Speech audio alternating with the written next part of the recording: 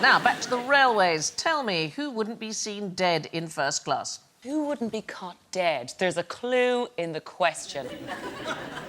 I dated a pilot for a bit, you know, an ex-Red Arrow, actually. When you say you dated him for a bit of what exactly? Well, I 3 did... air miles? I asked him once, I did say to him, will you, Will you land?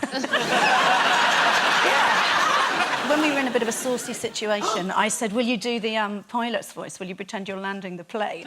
And he said, where are we landing? And you said Brazil. I said...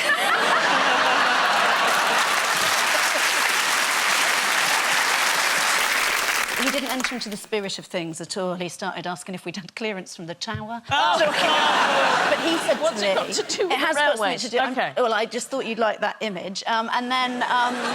This whole show has been a delight for me. He said to me that they have cupboards for if people die in the plane, they put them in a holding area because people do die in the air. And they put them in a... In a sort of, you know, where they might put your bags or your coat. They put cadavers. If someone dies they put midair... them in overhead lockers? They have a... Not overhead. Can you imagine trying to stuff that, like... That's impressive. Whose leg is I'm that? just trying to get That's my bag. another- And it's like...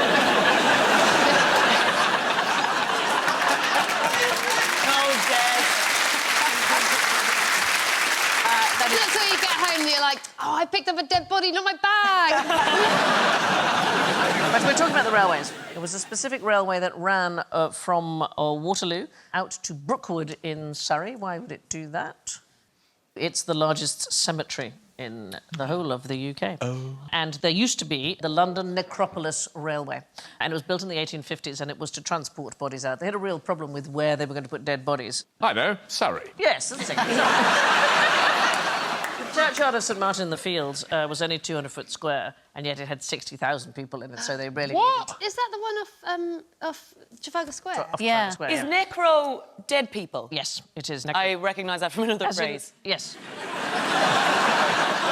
So the trains had first, second and third class carriages for the dead. The main sell of the first one was that your loved dead person did not have to be anywhere near a lower class person as they left London. God. It was open between 1854 and 1941, and estimated 203,000 people made that particular one-way trip. In coffins? Yes, so there was a hearse carriage, and then there was a mourner's carriage. First class. Yeah, it was a hearse carriage.